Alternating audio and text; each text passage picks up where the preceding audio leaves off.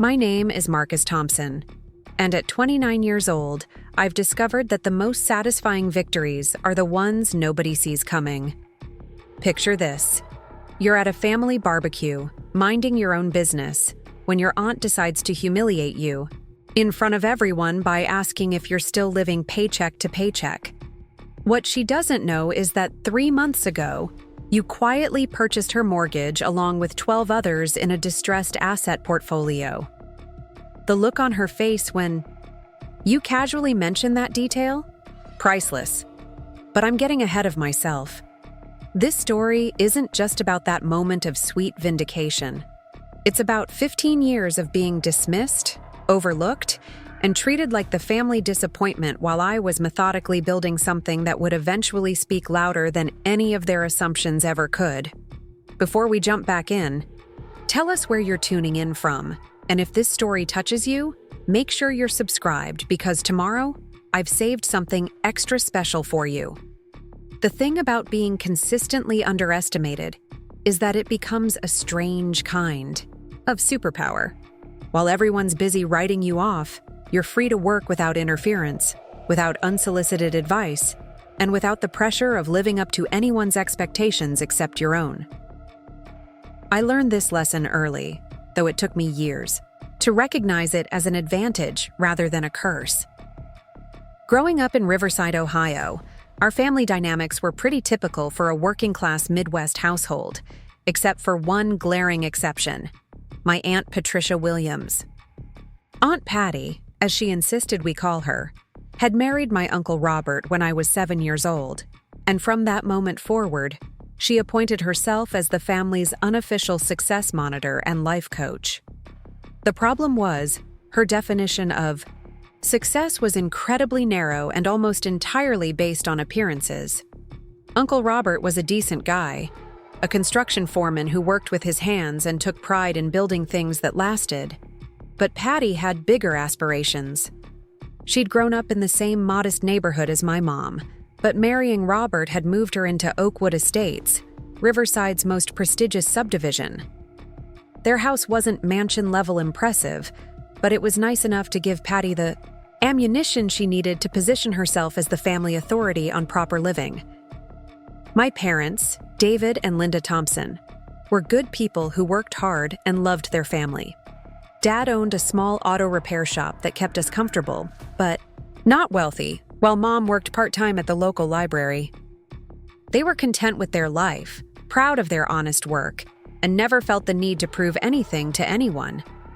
This drove Aunt Patty absolutely insane. From my earliest memories, family gatherings became informal auditions where Patty would evaluate everyone's life choices and offer her unsolicited wisdom about how we could all be living better. She had a particular talent for disguising criticism as concern, always delivered with a sweet smile and a condescending head tilt that made you want to disappear into the floor. I was probably 10 years old when I first became her primary target. It started innocently enough. She'd comment on my clothes being too wrinkled, or suggest that I needed to speak up more, or wonder aloud why I preferred reading to playing sports like her daughter Jessica. These observations were always framed as helpful suggestions, but even as a kid, I could sense the underlying judgment. The pattern became more pronounced as I got older. Every family gathering brought new assessments of my potential shortcomings. Too quiet, too serious, not social enough, probably going to struggle in the real world.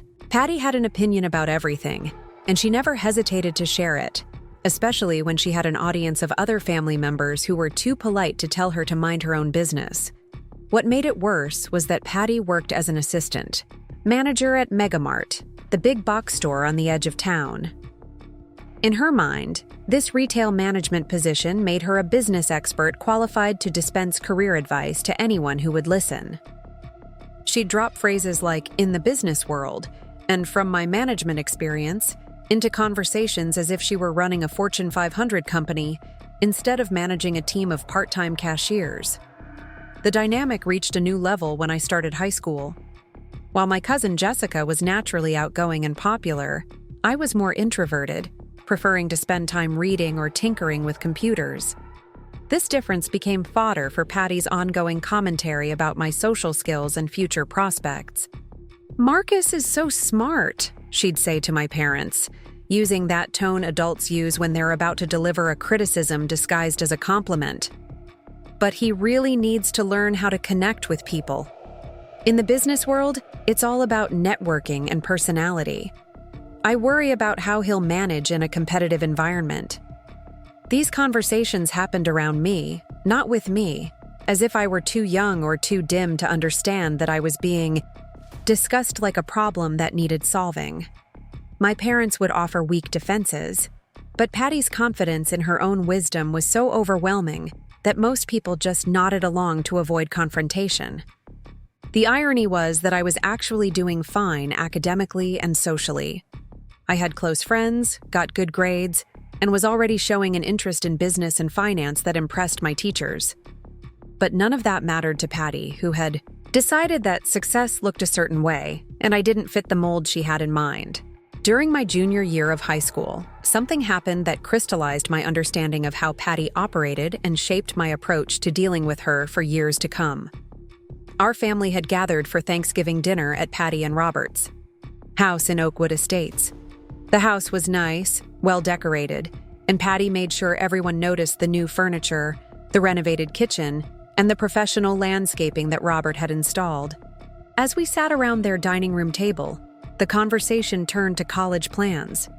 Jessica was a sophomore and already talking about wanting to study communications at Miami University, a choice that Patty praised enthusiastically as being perfect for someone with Jessica's natural charisma and leadership potential. When the attention turned to me, I mentioned that I was interested in studying business and finance, possibly at Ohio State. I'd been reading about real estate investment and was fascinated by the idea of building wealth through property ownership. At 17, I probably didn't articulate this interest very sophisticatedly, but I was genuinely excited about learning more. Patty listened with that patient smile adults use when they're waiting for a child to finish saying something foolish. When I was done explaining my interest in business and real estate, she leaned back in her chair and delivered one of those pronouncements that she specialized in. Preparing and narrating this story took us a lot of time, so if you are enjoying it, subscribe to our channel. It means a lot to us. Now back to the story. "Oh, Marcus," she said, shaking her head slightly. "Real estate is incredibly complicated and competitive. You need extensive experience, significant capital, and really strong networking skills to succeed in that field. Maybe you should consider something more, realistic for your personality type. Have you thought about accounting? That might be a better fit for someone who likes working alone with numbers." The dismissal stung, but what bothered me more was the way she said it with such certainty, as if she had extensive knowledge of the real estate industry instead of just assumptions based on her limited worldview. My parents looked uncomfortable but didn't challenge her assessment, and the conversation moved on to other topics. That night, lying in my childhood bedroom, I made a decision that would shape the next decade of my life. I wasn't going to argue with Aunt Patty or try to convince her that she was wrong about my potential. Instead, I was going to prove it through results. If she wanted to underestimate me, that was fine. I'd use her dismissal as motivation to build, something she couldn't ignore or explain away. The first step was education, but not in the way most people expected. While I did plan to go to college, I also started educating myself about real estate through books, online forums, and eventually by reaching out to local investors who were willing to share their knowledge with a curious teenager. That's how I met Chuck Rodriguez, a 67-year-old real estate investor who had been buying and managing properties in Riverside for over 30 years. Chuck was the kind of guy who had built substantial wealth through real estate, but lived modestly and avoided drawing attention to his success. When I approached him after a local real estate investment club meeting, he was surprised, but impressed by my genuine interest and willingness to learn. Chuck became my unofficial mentor, teaching me about market analysis, property evaluation, financing strategies, and the importance of patience in building a real estate portfolio. He emphasized that successful real estate investing wasn't about flashy deals, or get-rich-quick schemes. It was about consistent research, careful analysis, and the discipline to make smart decisions over time. Under Chuck's guidance, I started small. During my senior year of high school, I used money from my part-time job at a local pizza place to buy my first property, a small, run-down duplex in a neighborhood that most people considered questionable. The seller was motivated. The price was right, and Chuck helped me structure the deal in a way that made it manageable for an 18-year-old with limited resources. The duplex needed work, which I learned to do myself with help from YouTube videos and advice from Uncle Robert, who was always willing to share his construction knowledge, even if his wife didn't think much of my business ambitions. I spent weekends and evenings painting, fixing plumbing, and making the units rentable. Within 6 months, I had both sides occupied by reliable tenants who were paying enough rent to cover my mortgage and generate a small profit. None of this impressed Aunt Patty, who saw my real estate activities as a risky hobby that would probably end badly. At family gatherings, she'd ask about my little rental project with the kind of tone someone might use to ask about a child's lemonade stand. When I tried to explain the financial benefits or my plans for expansion, she'd nod politely and then change the subject to something she considered more substantial, like Jessica's internship at a local marketing firm. College presented new challenges and opportunities. I enrolled at Ohio State to study business, but my real education was happening in the evenings and weekends when I was analyzing potential properties, meeting with lenders, and gradually building my rental portfolio. By my sophomore year, I owned 3 rental properties and was generating enough passive income to cover most of my living expenses. The success was gratifying, but it was also isolating. My college friends were focused on typical student concerns, like grades, parties, and internships, while I was spending my free time reviewing lease agreements and coordinating maintenance requests. I couldn't really talk to my family about what I was doing because they didn't understand it, and Aunt Patty's dismissive attitude had created an environment where discussing my real estate activities felt like inviting criticism. This isolation led me to become even more private about my success. I continued living like a typical college student, driving an older car, living in modest apartments, and avoiding any displays of wealth that might attract unwanted attention or questions. To outside observers, including my family, I looked like any other student struggling to get by on a tight budget. The strategy worked perfectly for my purposes. Aunt Patty continued to view me as the quiet, unremarkable nephew who was probably going to struggle in the real world, while I methodically built a real estate portfolio that was generating increasing amounts of passive income and building substantial equity. By my senior year of college, I owned 7 rental properties across 3 different neighborhoods in Riverside. The portfolio was generating enough income to cover all my expenses and allow me to reinvest in additional properties. I was also developing relationships with other local investors, real estate agents, and lenders who saw me as a serious player in the local market. Chuck was proud of my progress and often used me as an example when talking to other young people interested in real estate investing. Marcus understands that building wealth is a marathon, not a sprint, he'd tell people. He's been patient, smart, and disciplined, and it's paying off in ways that most people his age can't even imagine. The validation from Chuck and other experienced investors meant more to me than any recognition from my family, partly because these people understood what I was actually accomplishing. They could see the strategic thinking behind my property selections, appreciate the financial discipline required to reinvest profits instead of spending them, and recognize the long-term wealth-building potential of my approach. Meanwhile, family gatherings continued to follow the same predictable patterns. Patty would update everyone on Jessica's latest achievements, share stories from her management experiences at Megamart, and offer unsolicited advice about everyone else's life choices. When the conversation turned to me, she'd ask polite questions about school and work, but her tone always suggested that she didn't expect anything particularly impressive in response. I'd learned to give vague, unremarkable answers that satisfied her expectations without revealing anything substantial about my actual financial situation. "School's going well, I'm staying busy with work," became my standard response to most inquiries about my life. This satisfied Patty's assumption that I was just getting by like most college students, while protecting me from having to explain or defend my unconventional path to success.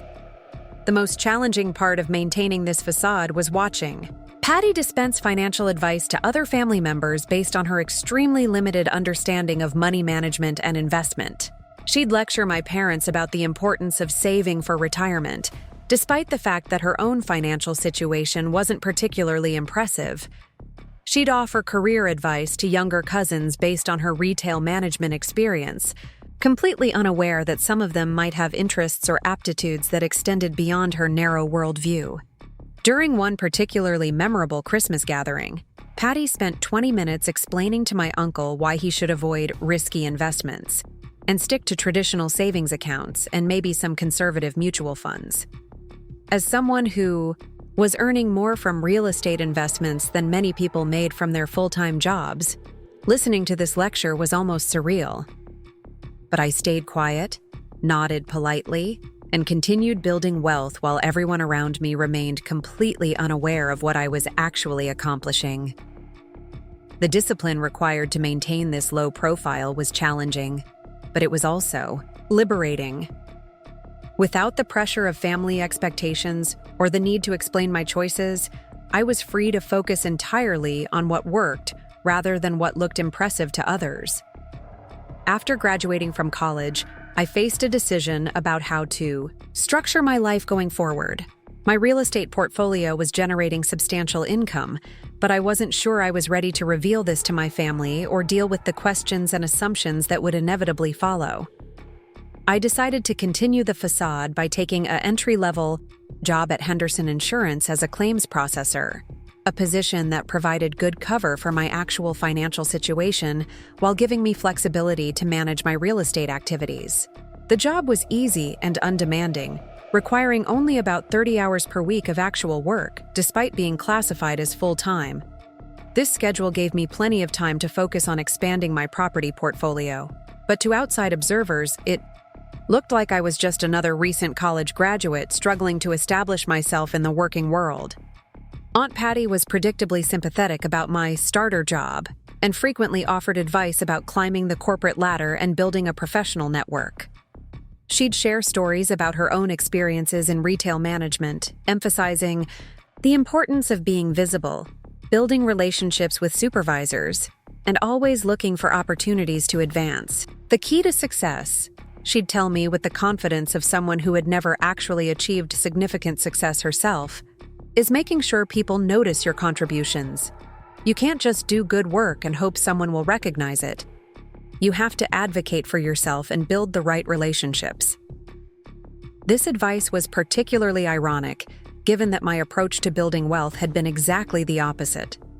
I'd succeeded by staying under the radar, focusing on results rather than recognition, and building relationships based on mutual respect and shared interests rather than calculated networking. As my real estate portfolio continued to grow, I began to attract attention from other investors and real estate professionals who recognized my success and wanted to understand my approach. I was invited to speak at local investment club meetings, consulted by other investors who were considering similar strategies, and approached by real estate agents who wanted to work with someone who was consistently buying properties. This professional recognition was satisfying, but it also created an increasingly strange disconnect between my public and private lives. In real estate circles, I was known as a successful young investor with an impressive portfolio and a reputation for smart, strategic decision-making. In my family, I was still the quiet nephew with the unremarkable insurance job who probably needed guidance and support to navigate the challenges of adult life. The contrast became most pronounced at family gatherings, where I'd sit quietly while Aunt Patty held court about business success and financial planning, knowing that I had more real estate investment experience than everyone else in the room, combined. These moments tested my commitment to maintaining privacy about my success, but they also reinforced my understanding of why that privacy was valuable. By keeping my achievements private, I avoided the complications that often come with family members knowing about financial success. I didn't have to field requests for loans, investment advice, or explanations about why I wasn't sharing my wealth more generously. I also avoided the potential resentment or changed relationship dynamics that sometimes occur when one family member becomes significantly more successful than others. The strategy worked well until last spring, when an opportunity arose that would ultimately lead to the confrontation I mentioned at the beginning of this story. Chuck Rodriguez contacted me about a unique investment opportunity involving a portfolio of distressed mortgages that a local bank was looking to sell as part of a larger restructuring effort. The portfolio included 13 residential mortgages on properties throughout Riverside and the surrounding area.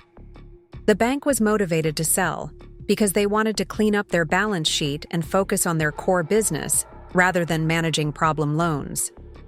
For investors with sufficient capital and experience, this type of opportunity could be extremely profitable.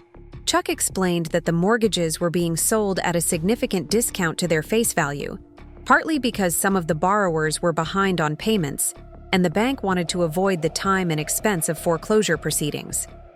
An investor who purchased these mortgages would essentially step into the bank's position, collecting payments from the borrowers and having the option to work with struggling homeowners to find solutions that worked for everyone involved. The opportunity required substantial capital, more than I could easily access through traditional financing methods. However, my real estate portfolio had built up significant equity over the years, and I was able to leverage several properties to raise the necessary funds. After weeks of due diligence and negotiations, I successfully purchased the entire mortgage portfolio for approximately 60% of its face value. Among the 13 mortgages in the portfolio was one that would prove to be particularly significant. The mortgage on 1247 Oakwood Drive, the home where Aunt Patty and Uncle Robert had lived for the past 15 years. Their mortgage had been originated by the bank 7 years earlier, when they refinanced to take advantage of lower interest rates, and apparently they had fallen behind on payments during a period when Uncle Robert's construction company had experienced some financial difficulties. I discovered this connection only after the purchase was completed, and I was reviewing the individual files in detail. Seeing Patty and Robert's names on one of the mortgage documents was initially shocking, then amusing, and finally somewhat concerning, as I realized the potential complications this could create. My first instinct was to handle the situation, quietly and professionally. Patty and Robert were family, and despite her condescending attitude toward me over the years, I had no desire to create financial hardship for them. I reviewed their payment history and found that while they had fallen behind during Uncle Robert's business troubles, they had been making regular payments for the past 8 months and appeared to be getting back on track financially. I decided to continue treating them like any other borrowers in the portfolio, sending standard payment notifications and maintaining the same professional distance I used with all my mortgage investments. They would never need to know that their nephew had purchased their mortgage unless some unusual circumstance required direct communication. For 3 months, this approach worked perfectly. Patty and Robert continued making their mortgage payments, presumably to what they thought was still the original servicing company, while I managed the administrative details from behind the scenes. The arrangement was generating solid returns, while avoiding any family complications. That brings us to last weekend's family barbecue at Maple Grove Park, the event that finally forced this carefully maintained separation between my private success and family relationships to come to an end. The barbecue was my mom's idea, a way to celebrate the end of summer and get everyone together before the busy fall season began. I almost didn't attend, partly because these family gatherings had become increasingly difficult to navigate as the gap between my actual life and my family's perception of it continued to widen. But my parents had specifically asked me to be there, and I didn't want to disappoint them or create questions about why I was avoiding family events. The barbecue started normally enough, with everyone catching up on recent developments and sharing the usual updates about work, health, and local news. Patty was in her element, holding court near the picnic tables and dispensing observations about everyone's life circumstances with her characteristic blend of concern and condescension. About an hour into the event, she approached me while I was standing near the food table, filling my plate with Uncle Robert's excellent grilled chicken. I should have seen it coming, but I was caught off guard when she launched into what would become the conversation that changed everything between us. "Marcus," she said, using that tone that always preceded her most pointed observations, "I've been meaning to ask you something. Are you still living paycheck to paycheck with that insurance job?" The question was delivered with her usual combination of false concern and genuine superiority, designed to elicit information while simultaneously reinforcing her assumption that I was struggling financially. In the past, I would have given a vague, deflecting answer and tried to change the subject. But something about the way she asked, combined with the irony of the situation given that I literally owned her mortgage, made me decide that it was finally time to set the record straight. "Actually, Aunt Patty," I said, keeping my voice calm and conversational, "I'm doing quite well financially. In fact, I recently purchased a portfolio of local mortgages, including yours." The transformation in her expression was immediate and spectacular. The silence that followed my casual revelation stretched for what felt like an eternity, though it was probably only 5 or 6 seconds. Aunt Patty's face went through a fascinating series of expressions, starting with confusion, moving through disbelief, and settling somewhere between shock and indignation. Her mouth opened and closed twice before any sound came out. "What do you mean you purchased our mortgage?" she finally managed to ask, her voice higher than usual and carrying an edge I'd never heard before. The carefully controlled superiority that normally characterized her tone had evaporated completely, replaced by something that sounded almost vulnerable. I took a bite of Uncle Robert's chicken, giving myself a moment to consider how much detail to provide.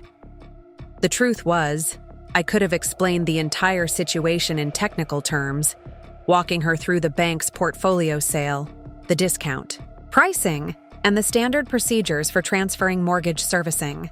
But something about her tone, combined with 15 years of condescending comments, made me decide to keep my explanation simple and direct. "Exactly what I said," I replied, maintaining the same conversational tone I'd used to discuss the weather. 3 months ago, I purchased a portfolio of 13 mortgages from Riverside Community Bank. Yours was included in the package, so technically, you've been making your mortgage payments to me since July. The color drained from Patty's face as the implications began to sink in. She glanced around quickly, apparently checking to see if anyone else was close enough to overhear our conversation.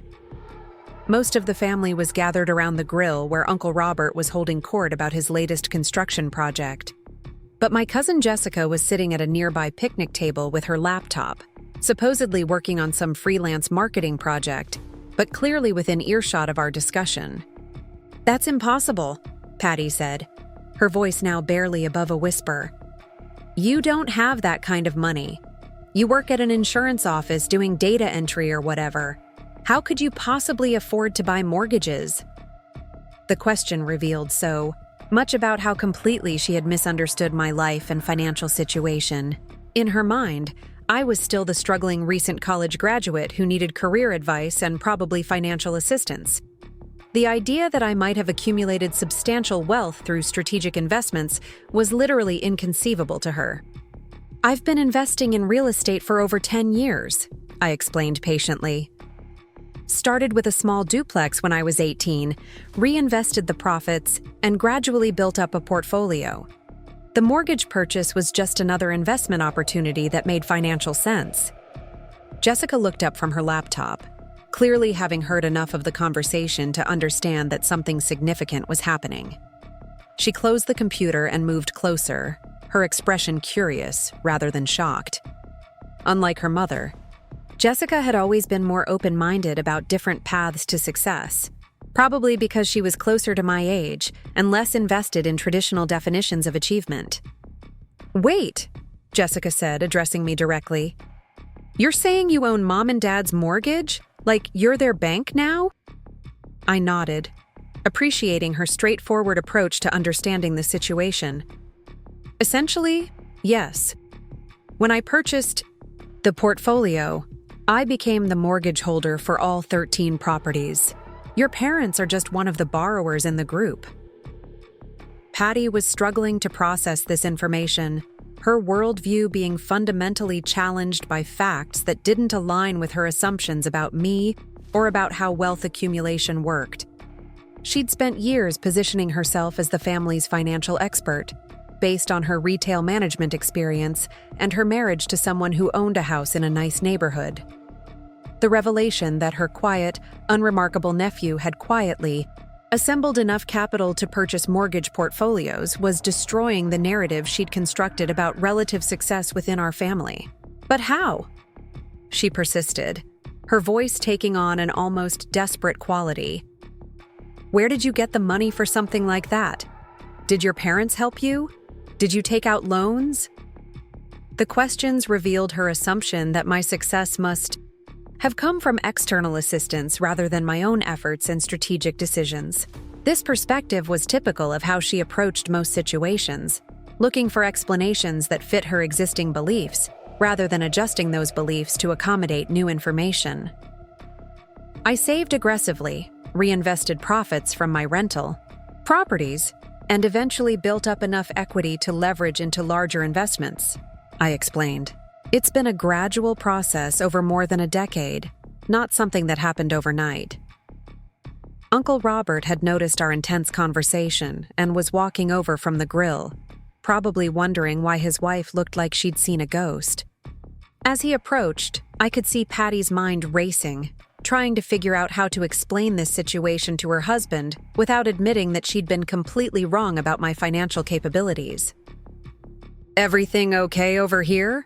Robert asked, looking between Patty's pale face and my calm expression. "You look like you've seen a ghost, honey." Patty opened her mouth, but no words came out. The woman who always had an opinion about everything, who never hesitated to offer advice or commentary on other people's situations, was apparently speechless for the first time in my memory. "I was just telling Aunt Patty that I recently purchased a portfolio of local mortgages," I said, deciding to help her out of the awkward silence. "Including yours, as it turns out. Small world, right?" Robert's eyebrows shot up, but his reaction was completely different from his wife's.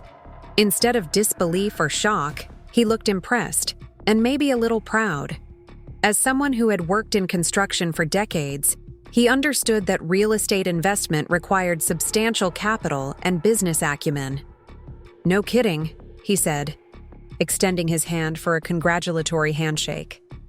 "That's quite an accomplishment, Marcus. I had no idea you were operating at that level. How many properties do you own now?" The question was asked with genuine interest and respect, a stark contrast to Patty's interrogation-style approach. I appreciated Robert's straightforward reaction and decided to give him a more complete answer than I'd provided to his wife. "The mortgage portfolio includes 13 properties, but I also own 17 rental units directly," I said. "So I'm involved with 30 properties total, either as owner or mortgage holder."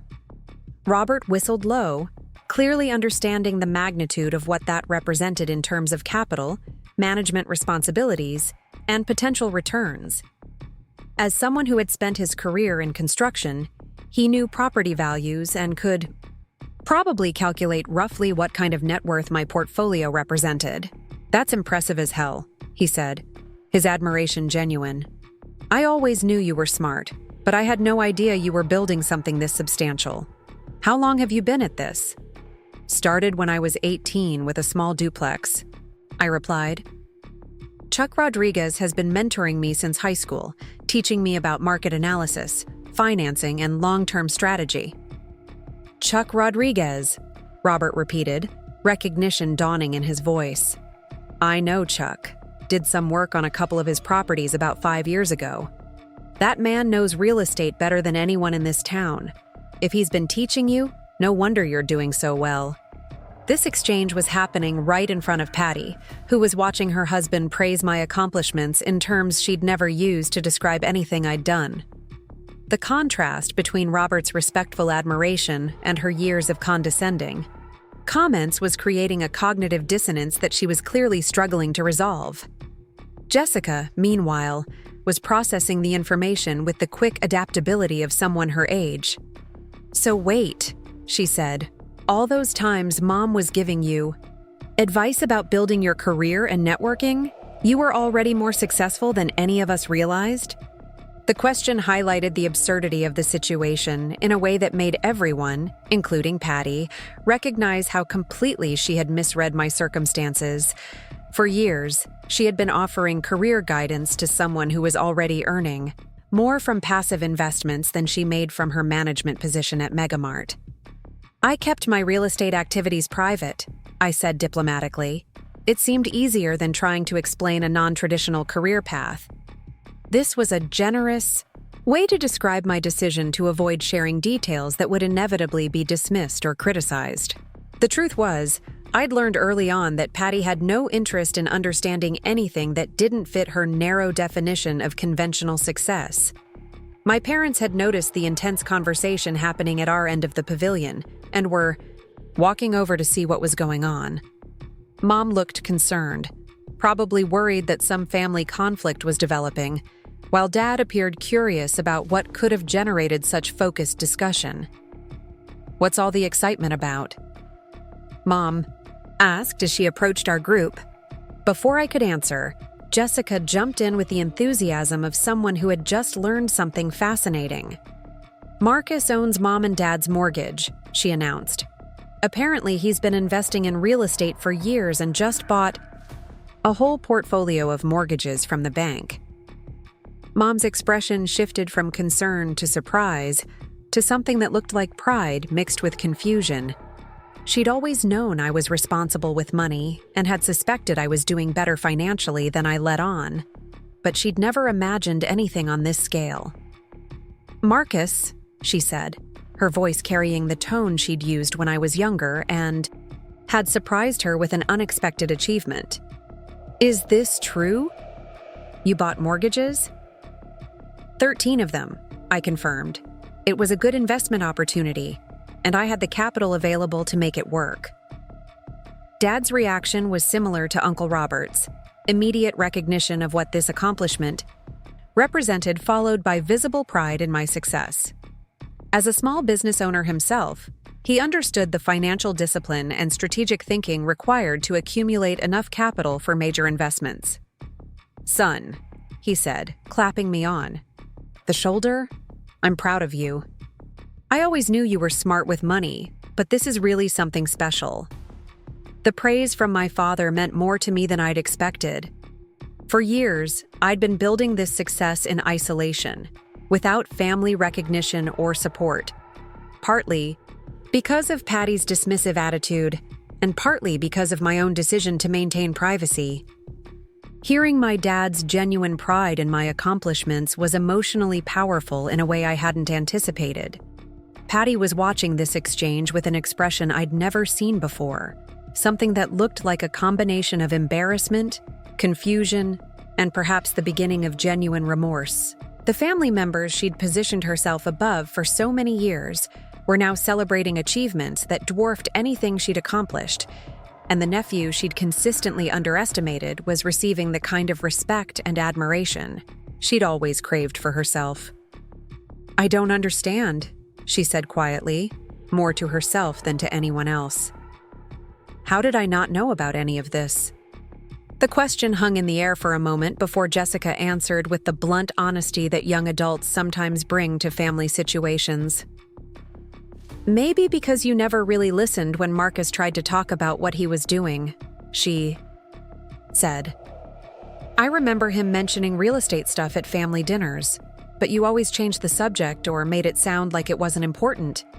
This observation was accurate but brutal, forcing Patty to confront the reality that her dismissive attitude had blinded her to significant developments in her nephew's life. The woman who prided herself on being informed about family matters and qualified to offer guidance had missed the most important financial story happening right under her nose. Uncle Robert was nodding as Jessica spoke, apparently remembering similar instances where Patty had steered conversations away from topics she didn't consider worthy of attention. "She's right," he said to his wife, his tone gentle but honest. "Marcus tried to tell us about his investments several times, but you always seemed to think it was just a hobby or something he'd grow out of." The pile-on effect was becoming uncomfortable, even for me. While part of me was enjoying the vindication after years of being dismissed, I could see that Patty was genuinely struggling with this revelation, and I didn't want the situation to become unnecessarily cruel. "It's understandable," I said, trying to offer her some face-saving explanation. "Real estate investment isn't something most people are familiar with, and I wasn't very good at explaining what I was doing in the early years." This was generous to the point of being dishonest, but it seemed like the right thing to say given the family setting and Patty's obvious distress. The truth was, she'd never been interested enough to ask follow-up questions or try to understand what I was doing. Her dismissal had been automatic, and based on her assumption that anything I was involved in couldn't be particularly significant. Mom was studying my face with the expression she'd worn when I was younger, and she was trying to figure out if I was in trouble or deserving of praise. "Marcus," she said carefully, "when you say you own rental properties and mortgages, are you talking about a lot of money?" The question was asked with the hesitancy of someone who wasn't sure she wanted to know the answer. My parents had always been proud of their middle-class lifestyle and financial stability, but they'd never been wealthy, and the idea that their son might have accumulated significant wealth was probably both thrilling and intimidating.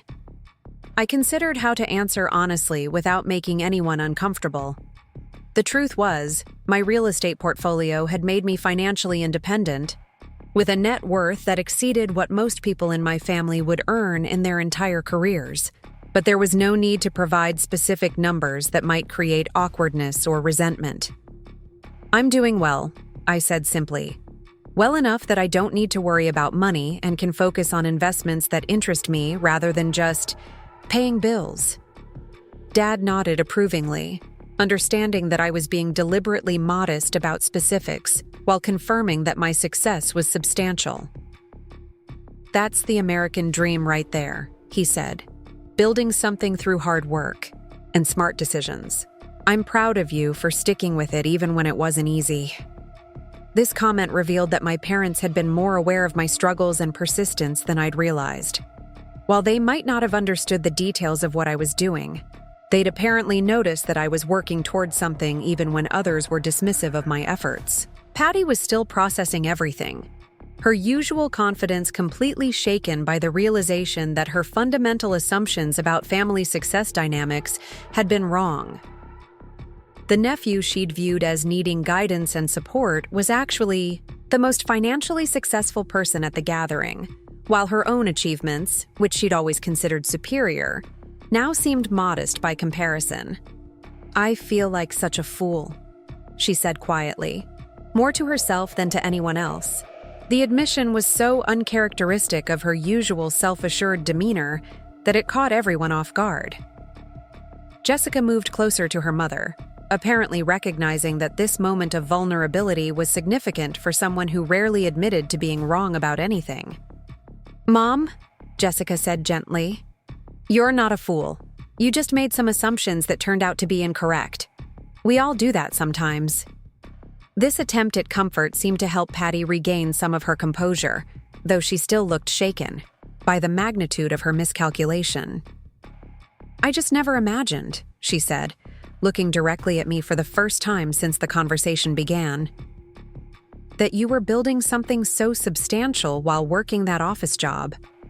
I thought you were just getting by, maybe struggling a little like most young people do." The explanation revealed how completely she had misunderstood my situation, but it also showed that her condescending attitude might have been motivated by genuine concern rather than pure superiority. This possibility made her years of dismissive comments slightly less offensive, though no less frustrating. "The office job is just for steady income and health insurance," I explained. It gives me flexibility to manage my properties and look for new investment opportunities.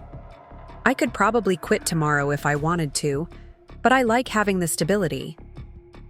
This casual mention of being able to quit my job whenever I chose seemed to drive home the reality of my financial independence more than anything else I'd said. Even Uncle Robert, who had been impressed by my accomplishments, looked surprised by this level of financial freedom. "You could just quit working whenever you want?" he asked, his voice carrying a note of amazement. "The rental income covers all my expenses with plenty left over for reinvestment," I confirmed. "The job is nice to have, but it's not necessary." This revelation seemed to hit Patty harder than anything else, probably because it represented a level of financial independence that she'd never achieved despite years of working in retail management and living in a nice house. The security she'd built through conventional employment and home ownership was something I'd surpassed through an investment strategy she'd never bothered to understand or respect. My cousin Tyler, who had been playing frisbee with some of the younger family members, jogged over to see what was happening. Tyler was one of the few people who knew the full extent of my real estate success, having been my roommate during college and one of my closest friends throughout the building process. "Hey, Marcus," he said as he approached. "Are you finally telling everyone about your real estate empire?" The casual way he referred to my real estate empire made it clear that this wasn't news to him, which prompted curious looks from family members who were still processing the initial revelation.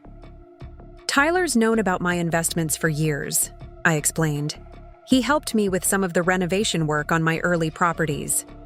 This information added another layer to the story, revealing that while I'd kept my success private from family, I'd shared it with close friends who had been part of the journey. The selectivity of my secrecy probably stung Patty more than complete privacy would have, since it suggested that I'd specifically chosen not to share this part of my life with her. "I remember when you bought that first duplex," Tyler said, settling into the conversation with the ease of someone who had been part of the story from the beginning. "We spent every weekend for 3 months fixing that place up. You were so focused on making the numbers work, calculating every expense, down to the dollar." These details about my early investment activities were fascinating to family members who had never heard any of this history. The picture Tyler painted was of someone who had been methodical and strategic from the very beginning, not someone who had stumbled into success through luck or external help. Mom was listening to Tyler's recollections with the expression she wore when learning something important about one of her children that she'd somehow missed. "You never told us about any of this," she said, her voice carrying a note of hurt along with surprise. "Why didn't you share what you were working on?" The question was fair and deserved an honest answer, even if that answer might be uncomfortable for some family members to hear. "I tried to mention it a few times," I said carefully, but the reaction was usually dismissive or skeptical. After a while, it seemed easier to keep my real estate activities separate from family discussions. This explanation was diplomatic, but accurate, acknowledging the reality of how my investment interests had been received without directly accusing anyone of being unsupportive. Patty understood immediately that she had been the primary source of the dismissive reactions I was referring to, and her face showed that she was beginning to grasp the full implications of her attitude over the years. "I did that, didn't I?" she said quietly. "I made you feel like what you were doing wasn't important or worth discussing." The admission was more direct and honest than I'd expected from her, suggesting that the shock of learning about my success was prompting some genuine self-reflection. "It's okay," I said, meaning it more than I'd expected to. It actually worked out well for me. Building wealth quietly meant I could focus on what worked rather than what looked impressive to other people. This perspective seemed to surprise everyone, including myself. Until I said it out loud, I hadn't fully realized that Patty's dismissiveness had actually been beneficial in some ways, freeing me from family expectations and allowing me to pursue an unconventional path without interference. Uncle Robert was nodding thoughtfully, apparently understanding this dynamic better than the others. "Sometimes the best way to build something is to do it without everyone watching and offering opinions," he said. "I've seen that in construction too. The guys who talk the most about their big plans usually don't finish much, while the quiet ones just keep working and end up with the most successful businesses." This observation resonated with everyone, providing a framework for understanding how my approach to success had differed from more conventional strategies that prioritized visibility and recognition. Jessica was studying me with new interest, apparently seeing me in a completely different light than she had just an hour earlier. "So, all those times you seemed like you were just getting by in college and after graduation," she said, "you were actually building this whole investment business?" I nodded, appreciating her direct approach to understanding the timeline. "College was when things really accelerated," I confirmed. "I was buying properties, learning about financing, building relationships with contractors and property managers. By graduation, I had enough rental income that the job search wasn't stressful because I knew I could support myself either way." This revelation about my college experience seemed to fascinate Jessica, who was currently navigating her own post-graduation career development and probably comparing her situation to what mine had actually been like. "That's incredible," she said with genuine admiration. "I'm over here stressing about student loans and entry-level salaries, and you were already financially independent before you even graduated." The comparison highlighted how different our paths had been, despite the fact that we were close in age and had grown up in the same extended family environment. "Different strategies," I said diplomatically. "Your approach to building a traditional career has its own advantages. I just happened to find something that worked for my personality and interests." This response was intended to avoid making Jessica feel bad about her more conventional path, but it also reflected my genuine belief that there were multiple ways to achieve success and financial security. Dad was listening to this exchange with visible pride in my accomplishments, but also what looked like some regret about not having been more involved in or supportive of my unconventional journey. "Son," he said, "I wish we'd understood better what you were working toward. We might have been able to help or at least encourage you more along the way." The offer of retroactive support was touching, even though it wasn't something I'd particularly needed during the building process. "I appreciated that you trusted me to figure things out on my own," I said honestly. "Having the freedom to make mistakes and learn from them was probably more valuable than specific guidance would have been." This perspective seemed to comfort my parents, who had sometimes worried that their hands-off approach to my career development might have been a form of neglect rather than respect for my independence. Patty had been quiet during this exchange, apparently still processing the magnitude of her misjudgment and its implications for how she'd interacted with me over the years. "Marcus," she said finally, her voice carrying a humility I'd never heard from her before, "I owe you an apology. I've been condescending and dismissive about your career for years, when I should have been asking questions and trying to understand what you were actually accomplishing." The apology was more direct and sincere than I'd expected, suggesting that this experience was prompting some genuine self-reflection about her approach to family relationships. "I appreciate that," I said, and found that I meant it. "But honestly, it worked out fine. Sometimes being underestimated can be an advantage." This response seemed to surprise her, as if she'd expected me to be more resentful about years of condescending treatment. "How is being underestimated an advantage?" she asked, genuine curiosity replacing her usual assumption that she already knew the answer to everything. The question gave me an opportunity to explain something I'd been thinking about for years, but had never articulated to family members. "When people underestimate you, they don't interfere with what you're doing," I said. "They don't offer unwanted advice, they don't have expectations you need to live up to, and they don't get jealous of your success because they don't see it happening. It gives you complete freedom to focus on what actually works rather than what looks good to other people."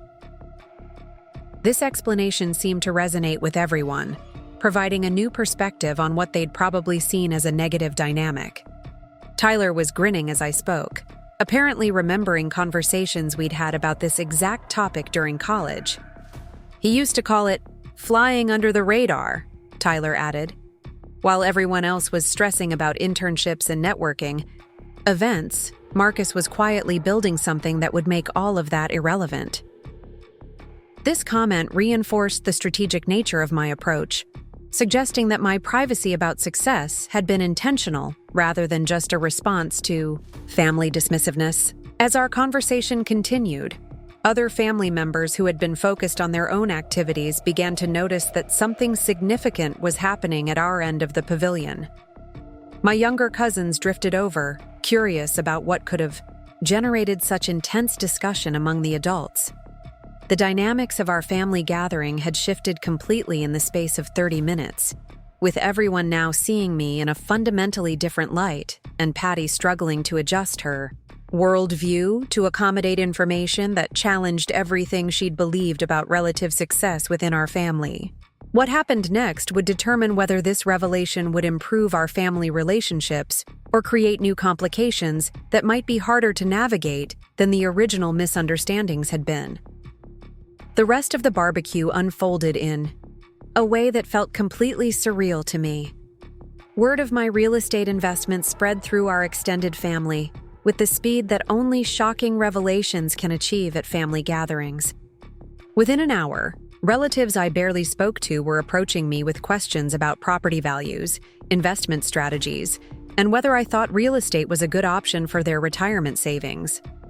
My cousin Danny, who worked as a mechanic at a shop across town from my dad's business, cornered me near the dessert table with an intensity I'd never seen from him before. Danny had always been the family member everyone worried about, someone who struggled with steady employment and had a tendency to make impulsive financial decisions that left him scrambling to pay bills. "Marcus," he said, glancing around to make sure no one else was listening, "I've got about $8,000 saved up from some overtime work I've been doing. You think that's enough to get started in real estate?" The question revealed both his genuine desire to improve his financial situation and his complete lack of understanding about what real estate investment actually required. $8,000 might cover a down payment on a very modest property in some markets, but it wouldn't be nearly enough for the kind of comprehensive investment strategy that had worked for me. "Real estate can be a good long-term investment," I said carefully, "but it requires more than just having some cash available. You need to understand market analysis, property evaluation, financing options, and ongoing management responsibilities. It's not something you want to jump into without doing a lot of research first." Danny's face fell slightly, apparently hoping for a more encouraging response that would validate his idea of turning his savings into a quick path to wealth. "But you started when you were young," he pressed. "How much money did you have when you bought your first property?" The question was fair, and I could see genuine hope in his expression.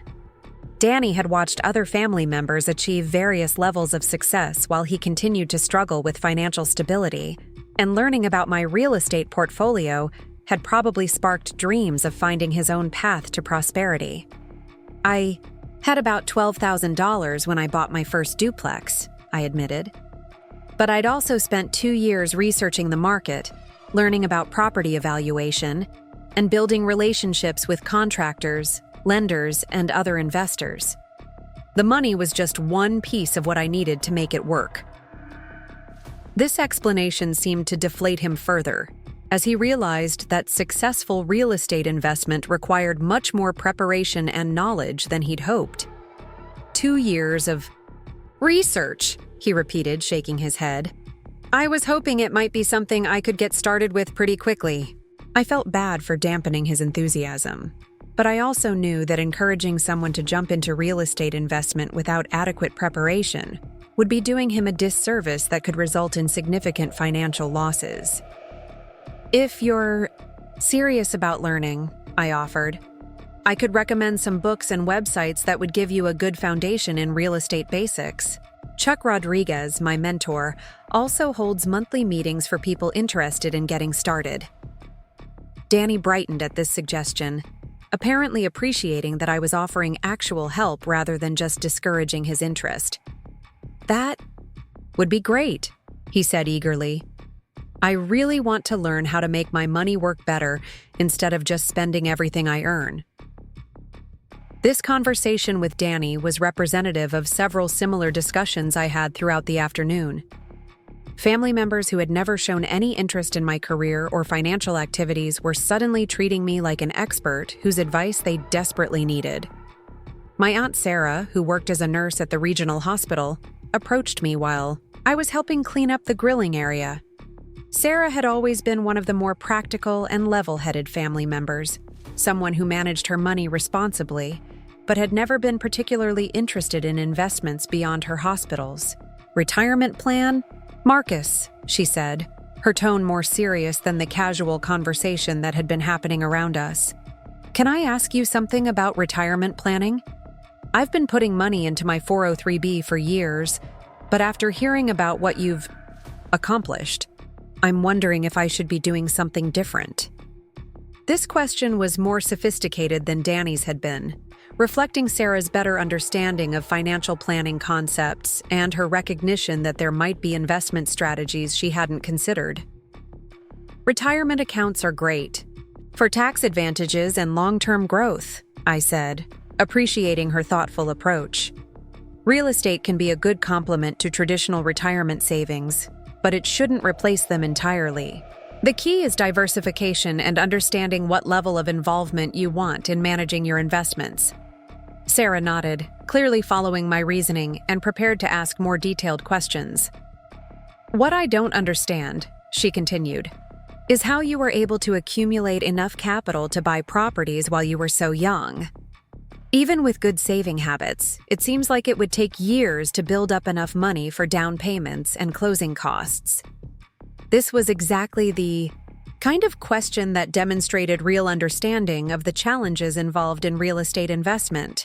Sarah had clearly been thinking through the practical aspects of what I'd accomplished, rather than just being impressed by the end result. "The key was starting small and reinvesting everything," I explained. "My first property generated about $300 a month in positive cash flow after all expenses. Instead of spending that money, I saved it along with my regular savings from my job. After 18 months, I had enough for another down payment. Each property made the next one easier to acquire." This explanation seemed to fascinate Sarah, who was clearly understanding the mathematical progression that had allowed my portfolio to grow over time. "So it's like compound interest, but with real estate," she said thoughtfully. "Each property generates income that helps you buy more properties, which generate more income." "Exactly," I confirmed, impressed by how quickly she grasped the concept. "And as property values appreciate over time, you also build equity that can be leveraged for additional investments." Our conversation was interrupted by Uncle Robert, who had finished cleaning the grill and was ready to pack up the cooking equipment. As we helped him load chairs and tables into his truck, he brought up something that had apparently been on his mind since our earlier conversation. "Marcus," he said, "I've been thinking about what you said earlier, about owning our mortgage now. I want you to know that we've been making our payments on time for the past 8 months, ever since I got caught up from that rough patch when my business slowed down." His tone was slightly defensive, as if he was worried that I might have purchased their mortgage specifically to create problems for them, or that I had some negative judgment about their temporary financial difficulties. "I know," I said reassuringly. "I've reviewed all the payment histories in the portfolio, and you've been completely current since last October. From my perspective as the mortgage holder, you're exactly the kind of borrowers I want to work with." This seemed to relieve some of his concern, but I could tell he was still processing the strange dynamics of having his nephew as his mortgage company. "It's just weird," he admitted. "I mean, I'm proud of what you've accomplished, but it's going to take some getting used to, knowing that our house payments are going to you instead of some anonymous bank." I understood his discomfort completely. The personal relationship between borrower and lender could create complications that didn't exist when mortgages were held by large institutions where individual borrowers were just account numbers in a computer system. If it makes you feel better, I offered, the mortgage servicing is still handled by the same company that was processing your payments before. From your perspective, nothing has actually changed except who ultimately receives the money. This explanation seemed to help somewhat, providing some psychological distance between our family relationship and the financial transaction. That does make it feel less personal, Robert agreed. But I still want you to know that we take this obligation seriously and will continue making our payments on time. I never doubted that, I said honestly. Your payment history shows that you're responsible borrowers who had a temporary setback and worked through it professionally. Patty, who had been unusually quiet during most of the cleanup process, finally approached me as we were finishing, loading the last of the equipment. Her earlier shock seemed to have evolved into something more complex, a mixture of embarrassment, curiosity, and what appeared to be genuine respect. "Marcus," she said, her voice lacking the confident tone that usually characterized her interactions with family members. "I've been thinking about our conversation earlier, and I realize I owe you more than just an apology. I've been incredibly presumptuous about your life and your capabilities for years." This admission was more comprehensive than her earlier apology, suggesting that she'd spent the afternoon reflecting on the full scope of how she'd misjudged my situation. "I appreciate you saying that," I replied, genuinely moved by her apparent sincerity. "But honestly, it's not something you need to feel terrible about. We all make assumptions about people based on limited information." My generous response seemed to surprise her, as if she'd expected me to be more resentful about years of condescending treatment. "But I should have been more curious about what you were actually doing instead of just assuming I understood your situation," she continued. "The truth is, I don't know anything about real estate investment, but I acted like I was qualified to judge whether it was a good career path." This level of self-awareness was remarkable coming from someone who had always projected complete confidence in her opinions and advice. The afternoon's revelations had apparently prompted some serious self-reflection about her approach to family relationships. "If you're interested in learning more about real estate," I offered, "I'd be happy to explain some of the basics or recommend some resources. It's actually a fascinating field once you start understanding how all the pieces fit together." Patty's face lit up at this suggestion, apparently eager for a chance to rebuild our relationship on a more equal footing. "I would really like that," she said earnestly. "I realize now that I've been missing out on understanding something that's clearly very important to you." As our family gathering wound down and people began saying their goodbyes, I found myself reflecting on how dramatically the day had changed my relationships with various family members. What had started as a routine summer barbecue had become a turning point that revealed hidden dynamics and forced everyone to reconsider assumptions they'd held for years. Mom approached me as I was walking to my car, her expression carrying the complex mixture of pride and concern that mothers specialize in when they're processing significant news about their children. "Marcus," she said, "I'm so proud of what you've accomplished, but I also feel like we've missed out on being part of your journey. Why didn't you feel comfortable sharing more of this with us over the years?" The question was asked with genuine hurt rather than accusation, reflecting her recognition that our family dynamics had somehow discouraged me from sharing important aspects of my life.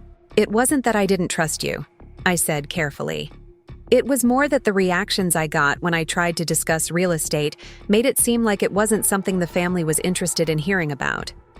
This explanation was diplomatic, but accurate, acknowledging the reality without assigning blame to specific individuals. "But we would have been interested if we'd understood how serious you were about it," Mom protested. "We just didn't realize you were building a business instead of just having a hobby." Her perspective revealed part of the communication breakdown that had occurred over the years. While I'd thought I was clearly explaining my investment activities, my family had apparently interpreted my efforts as casual interest rather than serious wealth-building strategy. Maybe I could have been clearer about what I was trying to accomplish, I admitted. Real estate investment can sound pretty abstract until you understand how the numbers work. This acknowledgement seemed to comfort Mom, providing a face-saving explanation for why the family had failed to recognize the significance of my activities. "Well," she said, giving me a hug, "now that we know what you're really doing, I hope you'll feel comfortable sharing more of your business successes with us.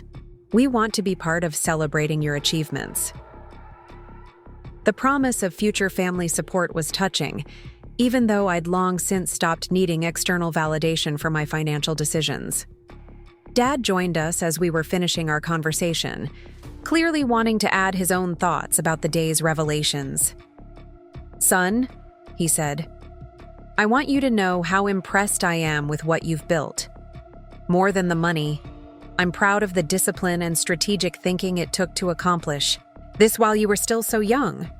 His praise focused on the character traits behind my success rather than just the financial results, which meant more to me than purely monetary admiration would have. "Thanks, Dad," I said. Having the example of your work ethic and business principles definitely helped guide my approach. This connection between his small business experience and my investment strategy seemed to please him, creating a bridge between our different but related approaches to building financial security. As I drove home from the barbecue, I reflected on how the afternoon had unfolded and what it might mean for future family relationships.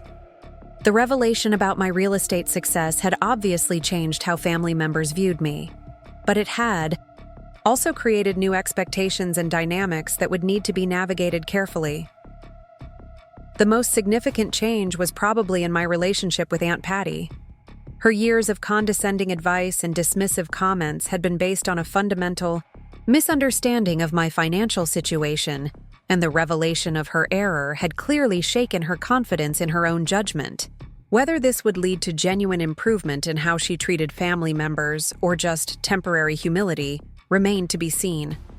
More broadly, the family's new awareness of my investment success would probably result in more requests for financial advice and potentially some resentment from members who felt they'd been deceived by my modest lifestyle.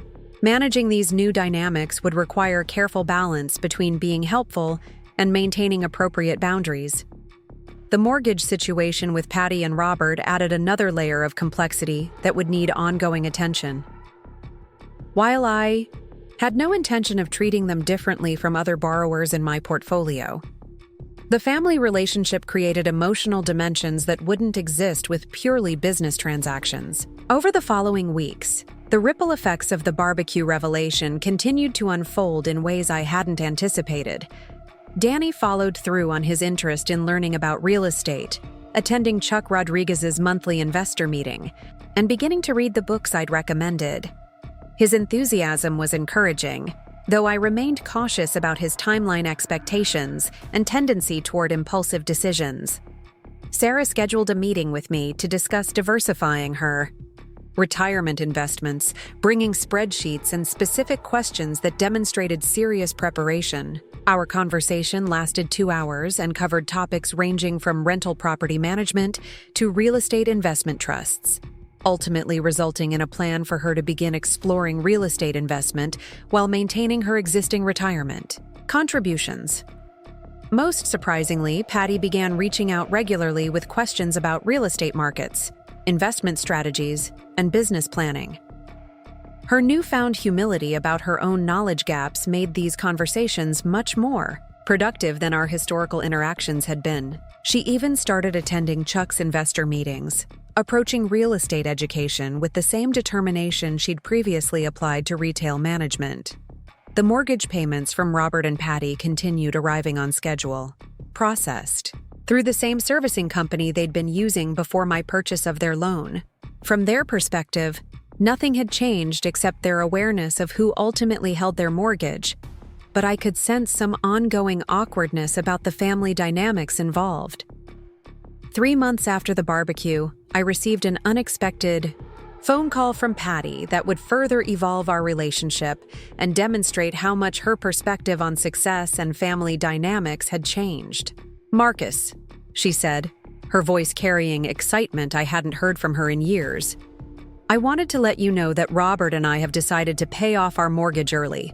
We've been saving aggressively since learning about your investment strategies, and we want to eliminate that debt so we can start building our own real estate portfolio." This announcement represented a complete reversal of the financial priorities that had characterized their approach to money management for years. Instead of focusing on maintaining their lifestyle and appearance of success, they were now prioritizing wealth building and long-term financial independence. "That's fantastic," I said, genuinely impressed by their commitment to changing their financial trajectory. "Early mortgage payoff is a great way to build wealth, especially if you're planning to use the freed-up cash flow for additional investments." "We've been doing the math," Patty continued, "and we realize that the interest we'll save by paying off early, combined with the monthly payment amount we'll be able to invest instead, could help us accumulate enough capital to buy our first rental property within 2 years." This level of detailed financial planning was completely different from the impulsive spending and status-focused decision-making that had characterized their previous approach to money. The transformation was remarkable and suggested that learning about my investment success had prompted fundamental changes in how they thought about wealth building. "Have you identified what type of property you want to target for your first investment?" I asked, curious about how thoroughly they'd planned their strategy. "Actually," Patty said, "we were hoping you might be willing to help us evaluate some options when we're ready to make an offer. We know you're busy with your own portfolio, but we'd really value your expertise and guidance." This request for help represented a complete inversion of our historical family dynamic. The woman who had spent years offering me unsolicited career advice was now asking for my professional guidance on the most important financial decision of her life. "I'd be happy to help," I said, meaning it completely. "Property evaluation and deal analysis are skills that improve with practice, and I think you'd both be good at it once you understand the key factors to consider." As I hung up the phone, I reflected on how dramatically our family relationships had evolved since that afternoon at Maple Grove Park.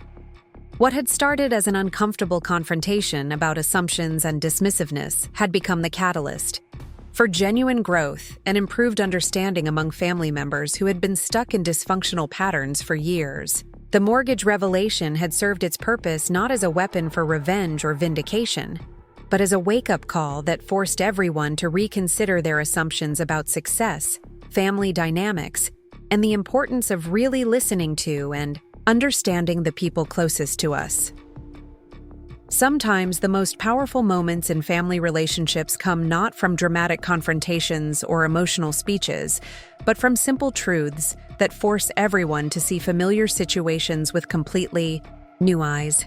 That barbecue conversation had been one of those moments, creating space for authentic relationships to develop where only superficial interactions had existed before. Looking back, I realized that being underestimated by family members for so many years had actually been a gift, even though it hadn't felt like one at the time. The freedom to build success without interference or expectations had allowed me to develop strategies and achieve goals that might have been impossible under the pressure of family scrutiny and advice. But now that the secret was out, I was discovering that sharing success with family members who had learned to approach it with genuine respect and curiosity could be even more rewarding than building it in isolation had been. 6 months later, I found myself standing in the conference room of Riverside Community Bank, surrounded by documents that would finalize one of the most significant transactions of my real estate career. But this wasn't just another business deal. Sitting across from me were Patty and Robert, nervous excitement written across their faces as they prepared to sign the papers that would make them the owners of their first rental property. The transformation in our family dynamics over those months had been nothing short of extraordinary. What began as a shocking revelation at a summer barbecue had evolved into something I never could have predicted, a genuine partnership built on mutual respect and shared goals. Patty had thrown herself into learning about real estate with the same intensity she'd once applied to climbing the retail management ladder. But now her focus was on building wealth rather than appearances. I still can't believe we're actually doing this," Patty whispered to Robert as the loan officer shuffled through the final documents. Her voice carried the excitement of someone discovering a completely new world of possibilities, mixed with the nervousness that comes with making a major financial commitment. "We've run the numbers dozens of times," Robert replied, squeezing her hand. "The cash flow projections look solid, and Marcus has walked us through every aspect of the analysis. This is going to work."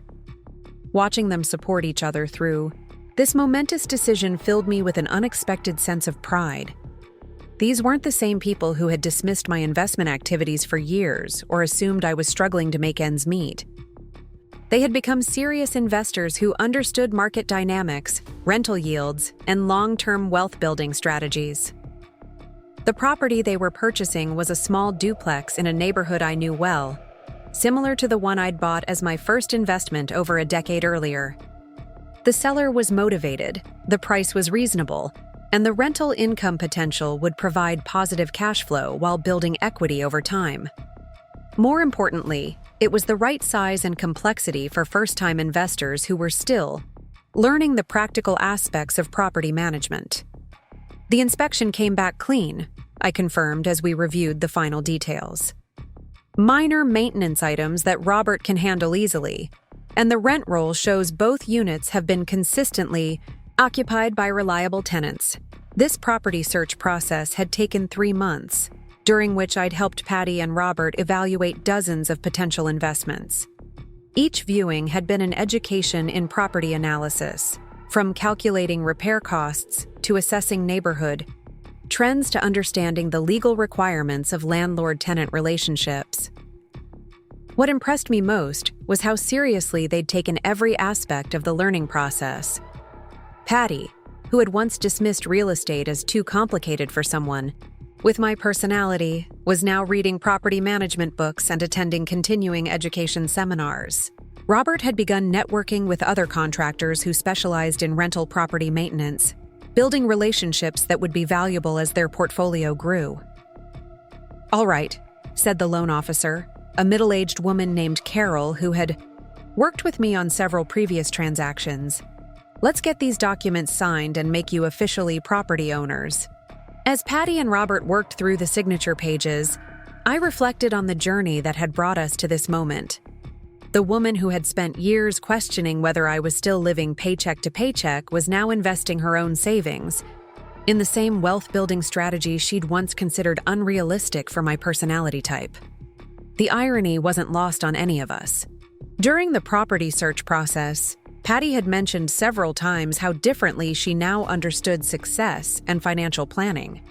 The retail management position she'd once considered superior to my investment activities now seemed limited in its wealth-building potential compared to the real estate strategies she was learning to implement. "There," Robert said, signing the last document with a flourish. "We're officially real estate investors." Carol smiled as she gathered the signed papers. "Congratulations on your first investment property. Based on what Marcus has told me about your preparation and planning, I think you're going to do very well in this business." As we left the bank, Patty turned to me with an expression I'd never seen from her before. It was gratitude mixed with respect, humility, combined with excitement about the future. "Marcus," she said, "I don't think I'll ever be able to adequately thank you for everything you've taught us over these past months. Not just about real estate, but about what success actually looks like and how to build something meaningful instead of just chasing appearances." Her words carried weight because they reflected genuine transformation rather than temporary enthusiasm. Over the months of working together, I'd watched her change from someone who measured success by titles and possessions to someone who understood the power of cash flow and compound growth. "The best way to thank me," I replied, "is to build a successful portfolio and then help other family members learn these same principles." This suggestion of paying it forward seemed to resonate with both of them. Robert nodded enthusiastically, apparently already thinking about relatives who might benefit from real estate education. "Danny's been asking me questions about our investment plans," he said. "I think he's getting serious about learning this stuff instead of just dreaming about quick results." Danny's evolution had been another positive outcome of the barbecue revelation. After months of reading, attending investor meetings, and saving aggressively, he was finally ready to make his first property purchase. The impulsive mechanic, who had once hoped to turn $8,000 into instant wealth, had become a patient student of market analysis and long-term planning. "Speaking of Danny," I said, "Chuck Rodriguez mentioned that he's impressed with how thoroughly Danny's been preparing. Says he asks better questions than most people who've been investing for years." This praise for Danny's preparation was significant because Chuck was notoriously selective about which novice investors he was willing to mentor seriously. His endorsement suggested that Danny had genuinely committed to learning, rather than just looking for shortcuts to wealth.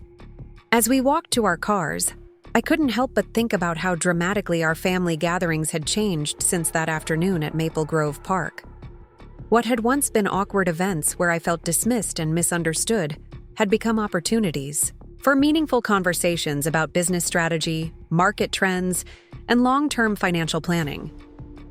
The most recent family gathering, my dad's retirement party just 2 weeks earlier, had been particularly rewarding. Instead of sitting quietly while others dominated conversations about their conventional career achievements, I'd found myself at the center of discussions about investment opportunities, market cycles, and wealth-building strategies. Even more significantly, other family members were now sharing their own financial successes and learning from each other in ways that had never happened before. Sarah had announced that her first real estate investment, a small rental house she'd purchased, with my guidance, was generating enough positive cash flow to accelerate her retirement savings significantly. My cousin Jennifer, who worked as a teacher and had always assumed she'd never be able to build substantial wealth on her modest salary, had started a side business flipping houses on weekends. Her first project had generated a $15,000 profit, money she was now using to fund her second purchase. These success stories were spreading throughout our extended family, creating a culture of wealth building and mutual support that replaced the previous atmosphere of polite competition and hidden resentment. Instead of family members trying to impress each other with expensive purchases or job titles, we were now sharing strategies for building financial independence and celebrating each other's progress toward long-term goals. "You know what's amazing?" Patty said as we reached her car. "A year ago, I thought success meant having the nicest house in the family and the most impressive job title. Now I realize that real success is having enough passive income that work becomes optional rather than necessary." This insight represented a complete philosophical transformation that went far beyond just learning about real estate investment. She had fundamentally changed her understanding of what financial security meant and how to achieve it. "That's the difference between building wealth and building an image," I agreed. "Wealth gives you freedom and options. Image just gives you monthly payments and the pressure to maintain appearances." Robert laughed at this observation, apparently remembering their previous focus on maintaining their lifestyle in Oakwood estates rather than maximizing their investment potential. "We were so concerned about what the neighbors thought of our house and cars," he said, shaking his head. "Meanwhile, you were quietly building enough rental income to never worry about making payments on anything." This comparison highlighted how different our approaches to money had been, even though we'd all been working toward financial security in our own ways. Their strategy had prioritized visible success, while mine had focused on actual wealth accumulation, leading to dramatically different outcomes despite similar starting points. 2 months after helping Patty and Robert close on their first rental property, I received a call that would provide the perfect conclusion to our family's transformation story. Chuck Rodriguez was retiring from active real estate investing and had asked me to take over leadership of the monthly investor meetings that had been so valuable in my own education. "Marcus," Chuck said during our transition meeting, You've got a gift for explaining complex concepts in ways that beginners can understand. And your family's success story is inspiring other people to take action instead of just dreaming about financial independence. Taking over Chuck's role felt like a natural evolution of my investment career. After years of building wealth quietly and privately, I was now in a position to help others achieve similar results while strengthening the local real estate investment community that had supported my own growth. The first meeting I led as the group's new organizer was attended by 12 family members, including Patty, Robert, Danny, Sarah, and several others who had been inspired by the success stories they'd heard at recent family gatherings. Seeing them take notes, ask thoughtful questions, and support each other's learning process was incredibly rewarding. Tonight, we're going to discuss market analysis techniques, I began, looking out at the group of eager faces that included people who had once dismissed my investment activities as unrealistic hobbies. But first, I want to share something about how my own investment journey began and what I've learned about building wealth through real estate. As I told the story of my first duplex purchase, the years of reinvesting profits, and the gradual accumulation of properties that had led to financial independence, I could see family members recognizing details they'd never understood before. The quiet nephew, who had seemed to be struggling with entry-level employment, had actually been methodically building a business that now generated more income than most of their full-time careers. The key insight, I explained, is that wealth building happens in private, through consistent actions over long periods of time. It's not about impressing other people or achieving visible markers of success. It's about creating cash flow and building equity that compound over time to create financial freedom. After the meeting, Patty approached me with tears in her eyes, something I'd never seen from someone who had always projected complete confidence and control. I keep thinking about all the years I wasted trying to look successful instead of actually becoming successful, she said. And worse, I think about how I discouraged you from sharing what you were learning because I was too arrogant to recognize that you were building something remarkable. Her emotional honesty was moving, but it also provided an opportunity to address something I'd been thinking about for months. Patty, I said gently, your dismissiveness actually helped me in ways you probably don't realize. Being underestimated gave me the freedom to focus on what worked rather than what looked impressive. If you'd understood what I was doing and been supportive, you might have also been tempted to offer advice that could have slowed down my progress. This perspective seemed to surprise her, as if she'd never considered that being ignored might have been more beneficial than being encouraged. How is that possible? She asked. When people believe in what you're doing, they want to help, I explained. They offer suggestions, introduce you to people they think can assist you, and generally try to accelerate your progress based on their own understanding of success. But their understanding might not align with what actually works in your specific situation. This concept of beneficial neglect seemed to resonate with several family members who had overheard our conversation. The idea that success sometimes requires isolation from well-meaning interference was new to most of them, but it explained why some of their own goals had been harder to achieve when they'd shared them broadly versus when they'd worked on them privately. So, being dismissed and underestimated was actually an advantage? Patty asked, still processing this counterintuitive idea. For someone with my personality and in my specific situation, yes, I confirmed.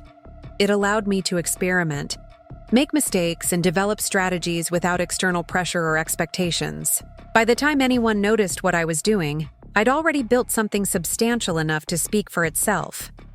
This conversation continued after most of the other meeting attendees had left, evolving into a broader discussion about family, dynamics, success strategies, and the unexpected ways that challenging relationships can sometimes produce positive outcomes. I wish I'd understood this years ago, Robert said as we locked up the meeting room. I spent so much energy trying to prove myself to people whose opinions didn't actually matter, when I should have been focusing on building something that would create real security for our family. Their newfound understanding of wealth-building principles was already producing tangible results. The duplex they'd purchased was performing exactly as projected, with both units occupied by reliable tenants and generating positive cash flow that they were reinvesting toward their next property purchase. More significantly, their approach to spending and lifestyle had shifted dramatically. Instead of focusing on maintaining appearances, they were now maximizing their savings rate and looking for ways to reduce expenses that didn't contribute to their long-term financial goals. "We've cut our monthly expenses by almost $800, Patty told me proudly. "Turns out we were spending money on all kinds of things we thought we needed, but actually didn't care about once we started focusing on building wealth, instead of looking wealthy." This lifestyle optimization was accelerating their ability to acquire additional rental properties, creating a virtuous cycle where reduced expenses increased their investment capacity, which generated more rental income, which further improved their financial flexibility. As we prepared to leave the meeting location, I reflected on how completely our family's story had transformed over the past year. What began as an uncomfortable confrontation about assumptions and misunderstandings had evolved into a genuine success story about growth, learning, and the power of authentic relationships built on mutual respect. The mortgage revelation at that summer barbecue hadn't been about revenge or vindication, though it had certainly provided both in the moment. Instead, it had served as a catalyst for conversations and changes that had improved everyone's financial situation and strengthened our family bonds in ways I never could have anticipated. Patty and Robert were now successful real estate investors with a clear plan for building long-term wealth. Danny had evolved from an impulsive spender into a disciplined saver who was preparing to make his first property purchase. Sarah had diversified her retirement planning and was generating additional income through rental property ownership. Most importantly, our family gatherings had become opportunities for meaningful connection and mutual support rather than uncomfortable exhibitions of competitive achievement. We were now celebrating each other's real successes and learning from each other's experiences in ways that benefited everyone involved. The woman who had once asked if I was still living paycheck to paycheck was now building her own path to financial independence using strategies she'd learned from the nephew she'd consistently underestimated. The irony was perfect, but the outcome was even better than I could have imagined. Sometimes the best revenge isn't revenge at all. Sometimes it's the patient building of something so substantial that it transforms not just your own life, but the lives of everyone around you, including the people who doubted you most. The mortgage purchase had been a sound financial decision, but its revelation had become the foundation for relationships and opportunities that were worth far more than any investment return. As I drove home that night, I thought about the young man who had made his first duplex purchase over a decade earlier, motivated partly by a desire to prove himself to family members who didn't believe in his potential. That desire for validation had evolved into something much more meaningful: the satisfaction of building wealth while helping others achieve their own financial goals. The next family gathering was scheduled for the following month, a celebration of my parents' 40th wedding anniversary. Based on recent conversations, it would likely include discussions about market trends, property management strategies, and investment opportunities, rather than the superficial status comparisons that had characterized our previous family events. Aunt Patty had already mentioned that she wanted to share her real estate investment success story with some extended family members who hadn't been part of our recent transformation. The woman who had once been the family's self-appointed authority on conventional career success was now enthusiastically promoting the wealth-building strategies she'd learned from her previously underestimated nephew. The circle was complete, but the story was just beginning. What had started as a defensive response to condescending treatment had become the foundation for a family culture of financial education, mutual support, and authentic success that would benefit generations to come. 1 year after that transformative barbecue, I found myself sitting in my home office reviewing the quarterly reports from my expanded real estate portfolio, when my phone rang with a call that would bring our family's journey full circle. The Caller ID showed Chuck Rodriguez, my mentor who had officially retired from active investing but still kept tabs on the local market and the investors he'd helped develop over the years. Marcus, Chuck's familiar voice came through the speaker, carrying an excitement I hadn't heard from him in months. I just got off the phone with a reporter from the Riverside Business Journal. They want to do a feature story about local real estate investors who are making a significant impact in the community, and your name came up several times during their research. This unexpected media attention was both flattering and concerning. My success had been built on maintaining a low profile and focusing on results rather than recognition. So the idea of being featured in a business publication felt uncomfortable, despite the professional validation it represented. What kind of story are they planning? I asked, curious about what angle they might take on local real estate investment activities.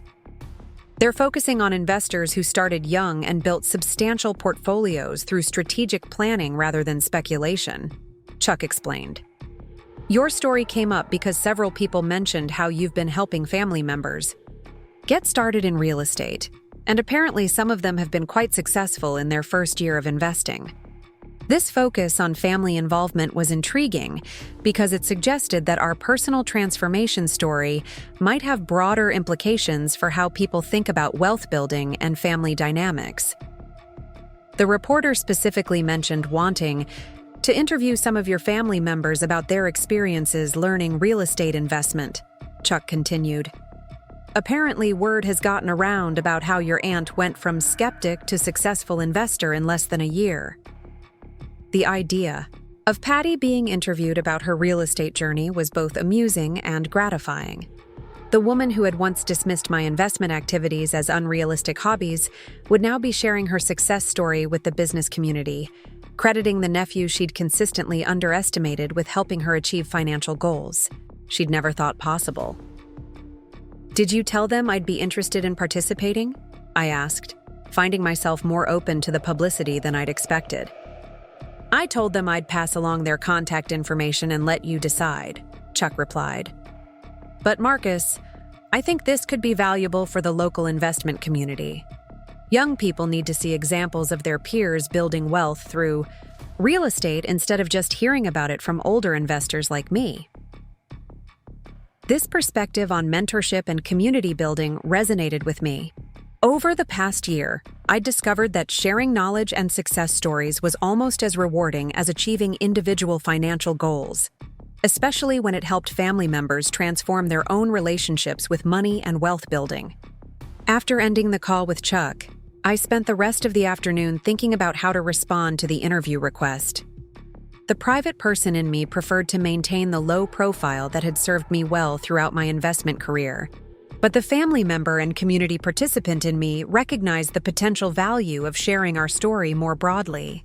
That evening, I called Patty to discuss the interview opportunity and get her perspective on whether she'd be comfortable sharing her transformation story with a business publication. Marcus, she said, her voice carrying genuine enthusiasm, I'd be honored to talk about what I've learned this year.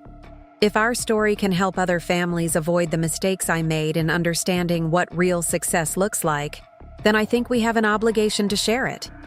Her willingness to discuss her own misjudgments publicly demonstrated how completely her perspective on success and ego had evolved over the past year. The woman who had once been primarily concerned with maintaining appearances was now focused on helping others achieve substantive results. There's one thing I want to make sure the article captures, Patty continued. The importance of really listening to family members instead of making assumptions about what they're capable of achieving. I spent years dismissing your potential because it didn't match my narrow definition of success, and I missed out on understanding something that could have benefited our entire family much sooner. This insight about family communication and support was exactly the kind of broader lesson that could make our story valuable to other readers beyond just real estate investors. 3 weeks later, the Riverside Business Journal published a comprehensive feature article titled The Quiet Wealth Builders: How One Family Transformed Their Financial Future Through Real Estate Investment. The piece included interviews with me, Patty, Robert, Danny, and Sarah, creating a comprehensive picture of how real estate education had spread through our extended family network. The article opened with the barbecue revelation story, framing it not as a moment of vindication, but as a catalyst for family transformation and wealth-building education. The reporter had captured the essence of how being underestimated had actually created opportunities for focused development without external interference. Marcus Thompson's story challenges conventional assumptions about success and family dynamics, the article began. While his family members were focused on traditional markers of achievement, Thompson was quietly building a real estate portfolio that would eventually make him financially independent before age 30. But the most remarkable part of his story isn't individual success, it's how that success became the foundation for transforming his entire family's approach to wealth building. The piece went on to detail Patty's evolution from skeptic to successful investor, highlighting her first duplex purchase and the mindset changes that had made her transformation possible. The reporter had clearly been impressed by her honesty about her previous misjudgments and her commitment to learning new approaches to financial planning. I spent years offering career advice to a nephew who was already more financially successful than I was, Patty was quoted as saying. My assumptions about what success looked like prevented me from recognizing and learning from someone who was building exactly what I thought I wanted: wealth and security. The lesson isn't just about real estate, it's about the importance of really understanding the people in your life instead of making judgments based on superficial observations.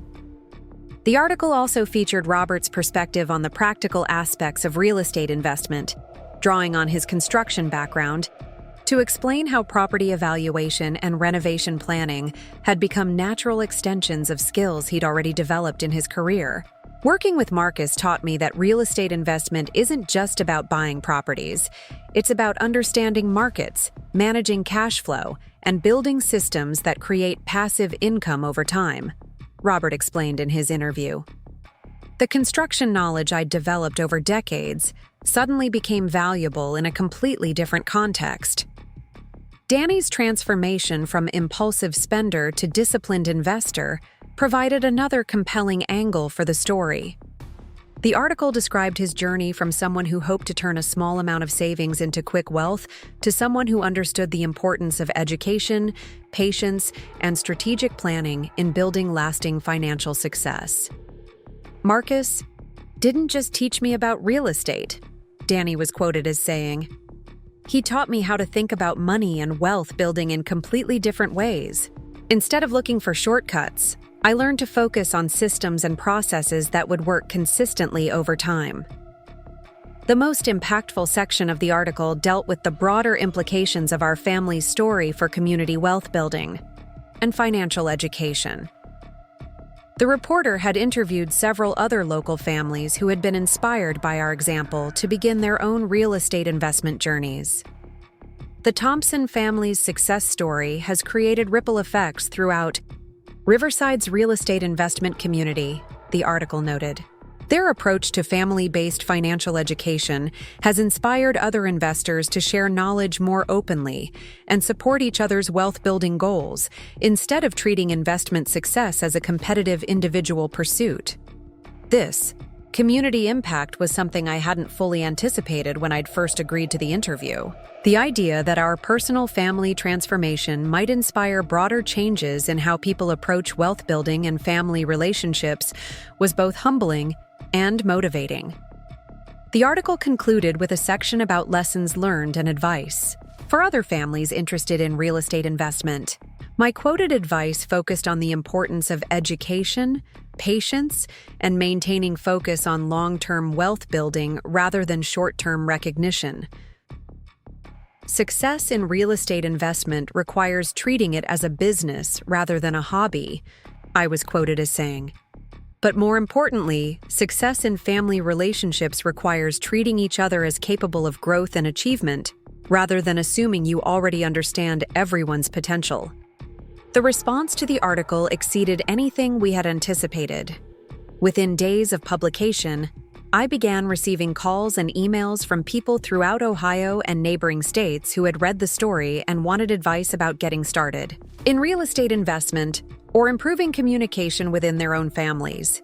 Several of these inquiries came from family members of successful investors who felt dismissed or underestimated by relatives who didn't understand their wealth-building activities. These conversations revealed that our family's dynamics hadn't been unique, and that many people struggled with similar challenges in gaining family support for non-traditional approaches to success. "Your story really resonated with me," wrote one email correspondent. "I've been building a successful consulting business for 3 years, but my family still treats me like I'm unemployed because I don't have a traditional job with a big company.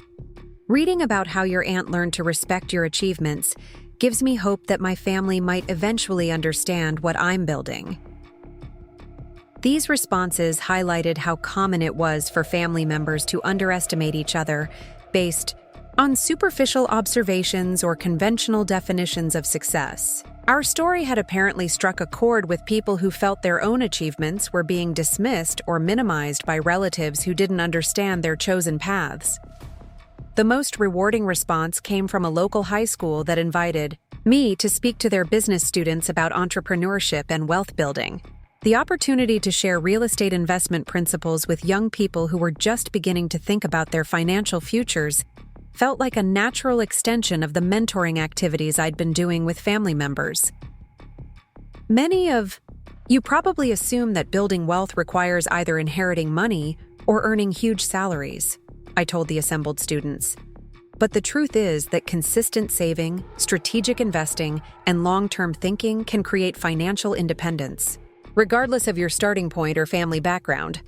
During the question and answer session, one student asked about dealing with family members who don't support unconventional career choices or investment activities. "Sometimes being underestimated can actually be an advantage," I explained, thinking back to my own experience with Patty's dismissiveness. When people don't expect much from you, they don't interfere with what you're doing.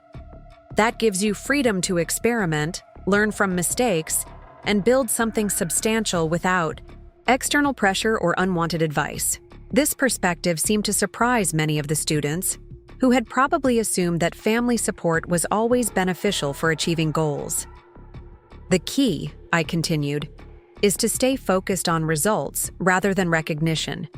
Build something that speaks for itself, and eventually the people who matter will recognize what you've accomplished." 6 months after the Business Journal article was published, our family held a special gathering to celebrate the first anniversary of Patty and Robert's initial real estate purchase.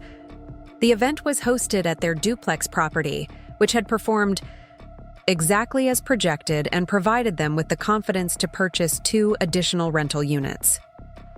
As I stood in the backyard of the property where Patty had made her first real estate investment, surrounded by family members who were now serious investors in their own right, I reflected on how dramatically our relationships and individual circumstances had changed since that confrontational afternoon at Maple Grove Park.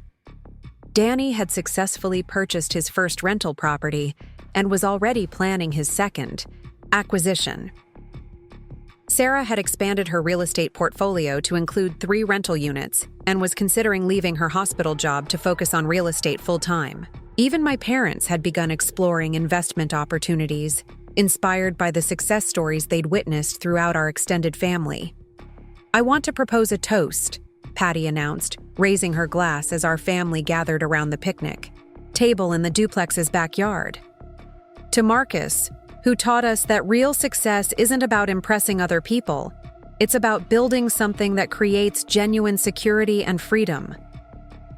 The toast was touching, but what moved me more was seeing how naturally everyone now discussed cash flow analysis, market trends, and property management strategies. These conversations had become as normal as discussing weather or local news, creating a family culture focused on wealth building and mutual support. "But more than that," Patty continued, "I want to toast the lesson that we should never underestimate the people closest to us. The quiet family member who seems to be struggling might actually be building something extraordinary, And our job is to pay attention and offer support rather than making assumptions based on limited information. This insight about family dynamics and personal assumptions had become a central theme in how our extended family approached relationships with each other. Instead of quick judgments based on conventional success markers, we'd learn to ask questions, listen carefully, and look for less obvious signs of achievement and potential. As the celebration continued into the evening, I found myself in conversation with Chuck Rodriguez, who had become something of a celebrity in local reel. Estate circles following the Business Journal article and its aftermath. "Marcus," Chuck said, "I've been investing in real estate for over 30 years, and I've never seen anything quite like what your family has accomplished. It's not just the financial success, though, that's impressive enough. It's the way you've created a culture of learning and support that's made everyone better investors and better family members." This observation captured something I'd been thinking about but hadn't fully articulated. Our real estate success had been rewarding, but the transformation in family relationships and the creation of genuine mutual support had been even more valuable. "I think the key was starting with honesty instead of trying to manage everyone's perceptions," I replied. "Once we stopped worrying about appearances and started focusing on actual results, everything became more straightforward." As the evening wound down and family members began saying their goodbyes, I realized that the mortgage revelation at that summer barbecue had served its purpose perfectly. It hadn't been about revenge or vindication, though both had certainly occurred. Instead, it had been the catalyst for honest conversations that led to genuine transformation for everyone involved. The woman who had once asked if I was still living paycheck to paycheck was now building her own path to financial independence. The family members who had dismissed my investment activities were now implementing similar strategies in their own wealth-building journeys. The dismissive attitudes that had once characterized our gatherings had been replaced by genuine curiosity and mutual respect. Sometimes the most powerful response to being underestimated isn't confrontation or argument. Sometimes it's the patient building of something so substantial that it transforms not just your own circumstances, but the understanding and opportunities of everyone around you. The mortgage purchase had been a sound financial decision, but its revelation had become the foundation for family relationships and community impact that were worth far more than any individual investment return. As I drove home that night, I thought about the young man who had bought his first duplex partly to prove himself to family members who didn't believe in his potential. That desire for validation had evolved into something much more meaningful: the satisfaction of building wealth while creating opportunities for others to achieve their own financial goals. The next chapter of our family's story was already beginning, with plans for a family investment group that would allow us to pool resources for larger properties and share knowledge more systematically. What had started as individual success had become the foundation for collective wealth building that would benefit generations to come. Up next, you've got 2 more standout stories right on your screen. If this one hit the mark, you won't want to pass these up. Just click and check them out.